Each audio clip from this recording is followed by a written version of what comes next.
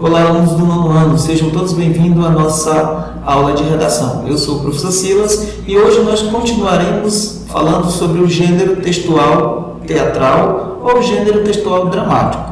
Os elementos de um texto dramático. Para direcionar a encenação, o texto teatral ou dramático ele possui elementos muito particulares, tais como prólogo, atos, cena, epílogo e as rubricas. Então nós entenderemos a partir de agora cada um desses elementos que estrutura esse texto, né? A estrutura da ação. Nós temos dois tipos, a estrutura interna e a estrutura externa. Na estrutura interna da ação dramática, nós temos a exposição, o conflito e o desfecho. Na exposição é colocado os personagens e os antecedentes da ação. O conflito é a sucessão de acontecimentos, é o enredo que vai constituir a ação teatral. E o desfecho é o final da ação. Na estrutura externa vai se destacar os atos e as cenas, que são dois elementos super importantes dentro desse texto. O ato é uma grande divisão do texto dramático que decorre no mesmo espaço. Já a cena é a divisão do ato determinada pela entrada e saída das personagens no palco. Falaremos a seguir sobre ato. Os atos. Um ato significa um momento de uma obra e corresponde a tudo que acontece em um mesmo período, no mesmo dia ou no mesmo ano, dependendo do contexto da história. As cenas. As cenas elas podem ser divididas em ato 1, ato 2, e são indicadas pelas entradas e pela saída dos personagens no palco. Atualmente os autores simplesmente dividem o texto em cenas e quase já não utilizam mais os atos como era no passado, né? A divisão da peça, como já foi adiantada, ela é dividida em três partes: exposição, clímax e o desenlace, né? Apresentação dos personagens, o clímax é aquele momento de maior tensão, o melhor momento do texto, e o desenlace é o final. O que seria o prólogo dentro de um texto dramático, né? O prólogo ele é um texto inicial usado para situar o leitor do que vai acontecer na peça teatral, ou trazer uma introdução aos fatos que ocorrem em seu enredo. É aquele momento que é utilizado para situar a plateia do que vai ocorrer na história, né? É aquele momento de abertura da peça teatral. Os epílogos ou o epílogo é o final, é o desfecho e fecha de forma lógica o drama desenvolvido nas cenas anteriores. O final precisa ser aceitável para o espectador e satisfazer de modo inteligente. O final feliz traz alívio e elimina a tensão. Já nós não gostamos de um final triste para os personagens, para o herói e a heroína do texto. Então o epílogo é sempre o final. É uma frase lá no final que é dita para finalizar a apresentação. As rubricas. O que são rubricas? São as indicações de cena.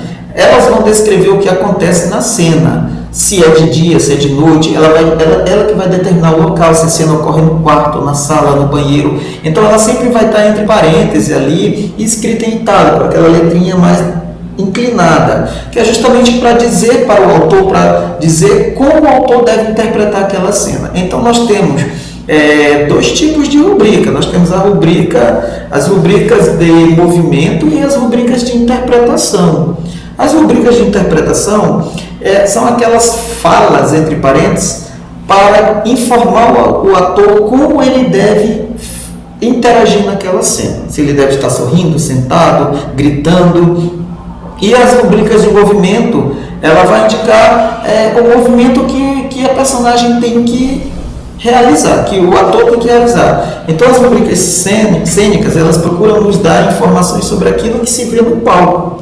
Ou seja, você vai ensaiar uma peça teatral, você precisa encarnar, né, o papel, o personagem, você precisa agir. Então nós temos alguns exemplos aqui, ó. Um belo dia de sol, o João resolveu visitar seu amigo Pedro. Aí nós temos a fala do João, destacada, né?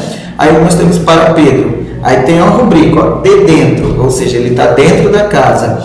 Aí para o João nós já temos assim, ó, coça a cabeça, ou seja, é a ação que ele deve fazer. A rubrica ela orienta o autor na tomada de decisão, o que ele deve fazer na cena.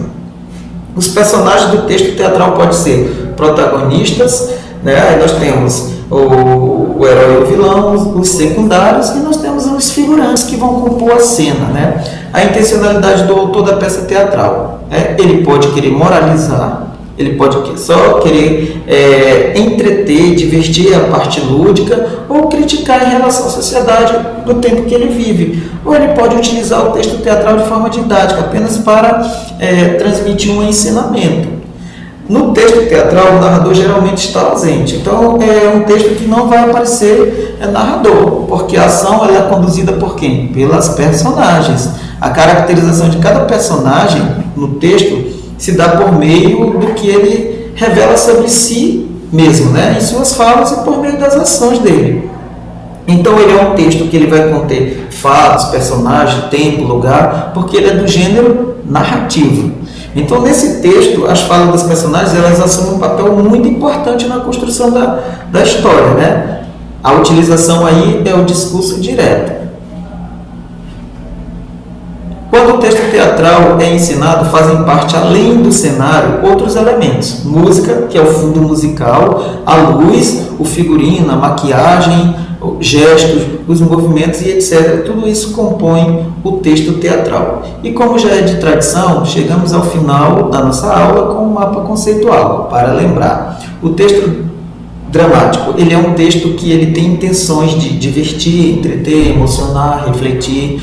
E quem são os leitores? São aquelas pessoas, em geral, profissionais envolvidos na montagem de uma peça teatral, como atores, diretores, produtor, figurinistas e pessoas que gostam do gênero. Esse texto se organiza para ser representado através de ações, divide-se em atos, em cenas, com falas, vai apresentar rubricas, indicação do nome das personagens no início das falas, e a linguagem desse texto é adequada às personagens, à história e à época que o texto é retratado. E assim nós chegamos ao final da nossa aula de redação. Eu espero ter contribuído com a aprendizagem de vocês. Até a próxima aula.